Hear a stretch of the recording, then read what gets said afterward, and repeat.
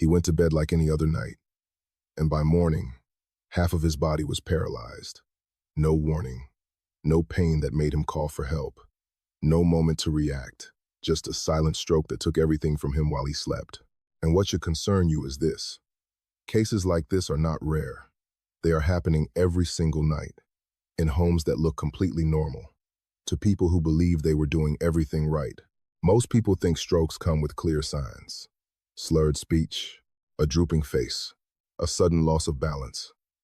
Something obvious, something dramatic, something that forces immediate attention. That belief gives people a sense of control, the idea that if something serious happens, they will know. But after more than 20 years working with cardiovascular patients, I can tell you that many of the most dangerous strokes don't follow that pattern at all. They happen quietly, during the hours when you are asleep, when your body is at its most vulnerable, when there is no one watching and no time to respond. My name is Dr. Kevin Owale. I've spent decades in operating rooms and critical care units, treating patients whose lives changed overnight. I have seen people walk into the hospital one day and wake up unable to speak the next. I have seen families trying to understand how someone who looked completely fine at dinner could lose basic function before sunrise. And if there is one pattern that continues to repeat, it is this. These events rarely come out of nowhere.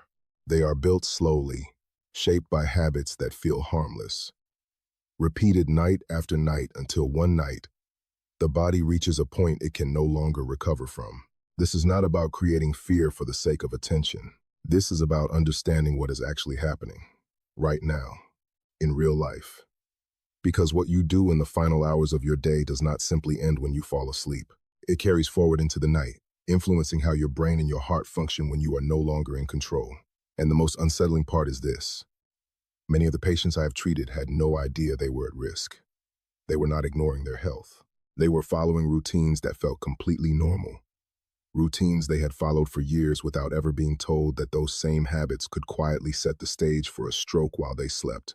So, before you assume this does not apply to you, I need you to stay with me for a moment. Because what I am about to show you is not uncommon. It is not distant. It is happening tonight, in homes just like yours. And once you see it clearly, you will understand why so many people never saw it coming. A few years ago, I treated a patient whose story I have never forgotten, not because it was rare, but because it was so painfully ordinary.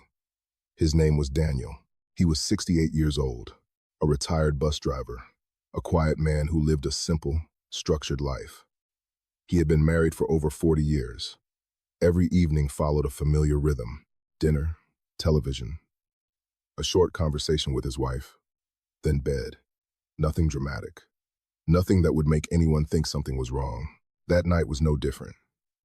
Dinner was a little later than usual, close to 9:30. It was a full meal, something warm, something filling. He felt satisfied, a little heavy, but nothing unusual.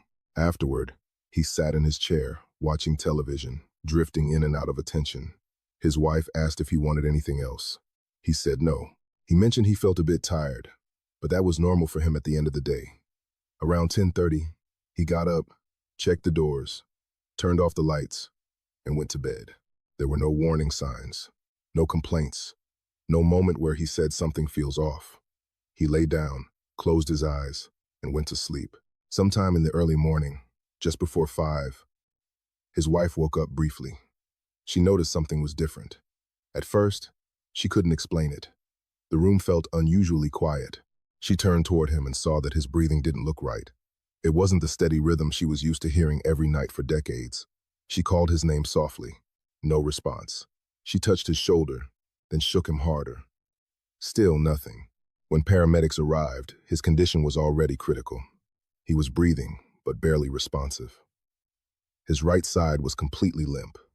His speech was gone. By the time he reached the hospital, the stroke had already caused significant damage. The scans showed what had happened. A blockage had formed during the night, cutting off blood flow to a large part of his brain. It didn't happen in a second. It built, quietly. While he slept, I spoke with his wife later that day. She kept repeating the same sentence over and over again. He was fine last night. And from her perspective, she was right. He looked fine. He acted normal. There was nothing that would have made her think they were heading toward a medical emergency. But when I reviewed his history, the pattern was clear. Not one dramatic issue, not one single cause, but a series of small, familiar habits. Late dinners, occasional missed or mistimed medication, loud snoring that had been dismissed for years, waking up tired, but never questioning why. Mild dehydration in the evenings because he didn't want to get up at night. None of those things felt dangerous on their own. That's what makes stories like his so difficult, because nothing stood out, nothing demanded attention. But together, repeated over time, they created a situation where his body was under quiet, continuous stress. And on that night, without warning, his brain reached a point it could no longer compensate. Here is what most people get wrong, and it is the reason stories like Daniel's keep repeating. It is not one meal, one missed pill, or one bad night that causes a stroke. It is the pattern your body is exposed to every single evening, the routine your heart and brain are forced to handle while you sleep. These events don't come out of nowhere. They are built slowly, shaped by small decisions that feel harmless because nothing happens right away. The danger is not in what you do once. The danger is in what you repeat without thinking.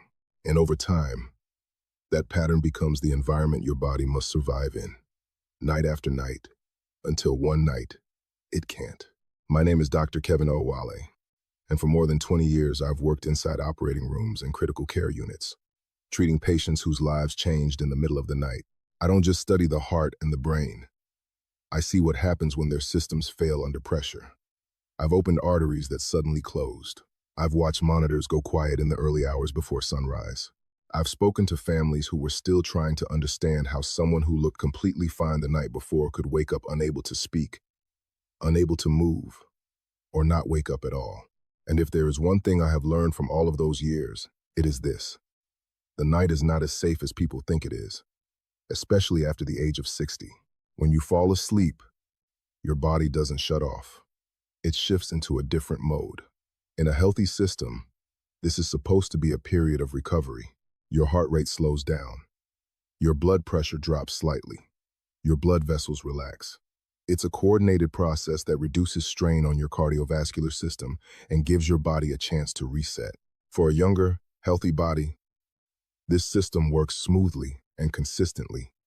But as we age, that balance becomes less stable. Blood vessels gradually lose their flexibility. They become stiffer, less able to adjust to changes in pressure. The systems that regulate blood pressure don't respond as precisely as they used to.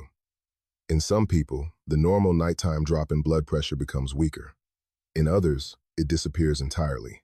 And in a significant number of older adults, blood pressure may even rise during the night without them ever knowing it. This is what makes the nighttime environment so important, because your body is no longer adjusting as easily as it once did. There is another factor that most people never consider. During the day, your body has multiple ways to compensate when something starts to go wrong. If blood pressure shifts, if oxygen levels drop slightly, if circulation changes, your nervous system reacts quickly. It makes adjustments. It keeps things stable. But at night, those responses are slower. Your body is focused on rest, not reaction. It is operating with fewer immediate backup mechanisms. That means when stress is introduced into the system, even subtle stress, it may not be corrected as quickly or as effectively. Now combine that with what naturally happens during sleep. Your heart rate slows. Blood flow becomes more gradual. You are lying still for hours at a time. If your arteries are already narrowed by plaque, even slightly, blood has to move through tighter pathways under less dynamic conditions. This alone is not necessarily dangerous, but it creates a situation where the system is more sensitive to additional strain. And that is where your evening habits come in. Because what you do before you go to sleep doesn't disappear when you close your eyes. If your body is still processing a heavy meal, if your blood pressure is not well controlled during the night, if your oxygen levels are being disrupted by breathing issues, if your circulation is affected by dehydration, all of those factors continue into the hours when your body is least equipped to handle them. What I want you to understand is not that the night itself is dangerous, but that it becomes a vulnerable window, a period where your body depends on stability. And when that stability is disrupted repeatedly, even in small ways, It creates a pattern of stress that builds over time, not in a way you can feel immediately, not in a way that forces attention, but in a way that quietly increases the burden on your heart and brain, until one night, under the right conditions, the system is pushed beyond what it can compensate for. That is why these events feel sudden to families, because they are only seeing the final moment. They are not seeing the months or years of small, repeated strain that led up to it.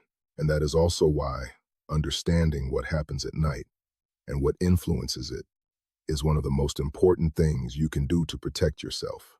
Now that you understand how vulnerable the body becomes during the night, we need to talk about what actually creates that pressure, because it is not one dramatic mistake. It is 5 very common habits, things I see in patients over and over again, things that feel normal, routine, even harmless, but quietly change the conditions your heart and brain have to survive through while you sleep. Let's start with the first one, because it is the most underestimated and the one almost everyone recognizes when I ask them about it. What time did you eat dinner last night? For many people, especially after retirement or with flexible schedules, dinner slowly drifts later and later. 8 o'clock becomes 9. 9 becomes closer to bedtime. And it's not just a light meal, it's a full plate, something satisfying, something that feels like the right way to end the day. But digestion is not a passive process. It demands blood flow. It requires energy. When you eat a large meal, your body redirects circulation toward your digestive system. Your heart has to work harder. Your blood pressure can rise. Your metabolic activity increases. Now imagine asking your body to do that while it is also trying to transition into a state of rest. Those two processes are not designed to happen at the same time. They compete, and in a system that has become less flexible with age, that competition creates strain, not something you feel immediately, not something that wakes you up, but something your body has to manage quietly, night after night. Over time, that repeated strain matters more than people realize. The second habit is something people assume they have already handled, and that is medication. Many patients tell me, I take my blood pressure medication every day, so I'm covered. And taking it consistently is important. But timing matters more than most people are ever told. Blood pressure is not constant. It follows a rhythm throughout the day and night. In a healthy pattern, it dips during sleep. But in many older adults, that pattern changes. Blood pressure may stay elevated or even rise during the night, a condition that often goes unnoticed because it happens while you are asleep. If medication is taken at a time that does not align with your body's pattern, there may be hours, especially during the night, when its protective effect is reduced. This does not mean everyone should take medication at night. It means that assuming timing does not matter can leave gaps in protection during the most vulnerable hours. A simple conversation with your doctor can clarify whether your current routine is actually supporting you when you need it most. The third habit is something people joke about, something they dismiss, something they live with for years without ever taking seriously, and that is snoring. I cannot tell you how many times I have asked a patient or their spouse about snoring and been told, oh, it's nothing, just a little noise. But in many cases, it is not just noise. It is a sign of disrupted breathing during sleep. Sleep apnea occurs when the airway repeatedly collapses, causing breathing to stop for short periods of time. Each time that happens, oxygen levels drop. The brain senses this as a threat and triggers a stress response. Heart rate increases. Blood pressure spikes. The body is essentially being jolted awake over and over again, even if the person has no memory of it. Now imagine that happening not once, but dozens of times, every hour, for years. That repeated cycle places significant strain on the cardiovascular system. It is associated with higher blood pressure, irregular heart rhythms, and an increased overall burden on the heart and brain. And the most dangerous part is that it often goes undiagnosed, because the person experiencing it is asleep and unaware of what is happening inside their own body. The fourth habit is quieter, less obvious, and often driven by a completely reasonable intention. Many people reduce how much they drink in the evening because they do not want to wake up during the night. They want uninterrupted sleep. They want to avoid the inconvenience and the risk of getting up in the dark. But going to bed in a dehydrated state changes the properties of your blood. It becomes more concentrated. Circulation can become less efficient. In a younger, more flexible system, that may not create a noticeable problem, but in an older body, where blood vessels may already be narrowed or stiff. Even small changes in how blood flows can increase the workload on the heart. Combine that with the natural slowing of circulation during sleep, and you create conditions where blood is moving more slowly through vessels that may already be compromised. This does not mean you should drink excessively before bed. It means your body should not enter a long period of rest in a depleted state. Balance matters, and most people never think about that balance in relation to their heart. The fifth and final habit is something almost no one considers in terms of cardiovascular health, and that is the temperature of the room you sleep in. Most people think about comfort. They adjust the thermostat based on what feels good in the moment, but your body is constantly responding to that environment. If the room is too warm, your body works to release heat. Your heart rate may stay elevated. You may sweat, which can contribute to further fluid loss. Sleep becomes lighter, less restorative. If the room is too cold, your blood vessels constrict to preserve heat. That increases resistance in the system, meaning your heart has to work harder to push blood through narrower pathways. Neither extreme is ideal, especially in a system that is already less adaptable. What your body needs during the night is stability, an environment that allows it to maintain a steady, low-strain state rather than constantly adjusting to external conditions. Now, here's what matters more than any one of these habits on its own. Your body does not experience them separately. It experiences them together. A late meal, combined with suboptimal medication timing, layered on top of disrupted breathing, mild dehydration, and an unstable sleep environment. All of these factors interact. They create a cumulative effect, and your heart and brain are forced to manage that combined load during the hours when your system is least equipped to compensate. This is how risk builds. Not in one moment, not from one decision, but from patterns that repeat so consistently that they become invisible. Until one night, under the right conditions, your body reaches a point where it cannot maintain balance anymore. If you step back and look at everything we've just covered, the most important realization is this: your heart is not dealing with one problem at a time. It is dealing with a combination of conditions that you create, often without realizing it, in the final hours before sleep. And the goal is not to eliminate every risk perfectly. The goal is to reduce the overall strain your body carries into the night. That is where small, consistent changes make a real difference. So instead of thinking about 5 separate problems, I want you to think in terms of one simple, repeatable evening routine. Something realistic, something you can actually follow. Start by shifting your main meal earlier when possible, giving your body time to process food before it needs to rest.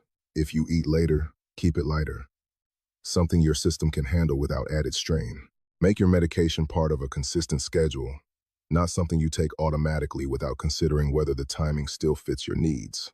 If you've never discussed that with your doctor, that is a conversation worth having. Pay attention to your sleep itself.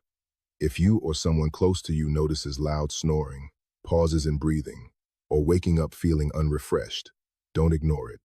Those are signals, not inconveniences. Stay reasonably hydrated in the evening. Not excessively, but enough that your body is not entering hours of rest already depleted.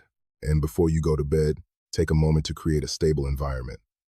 A room that is comfortable, not too hot, not too cold, where your body doesn't have to fight external conditions to maintain balance. None of this is extreme. None of it requires drastic change.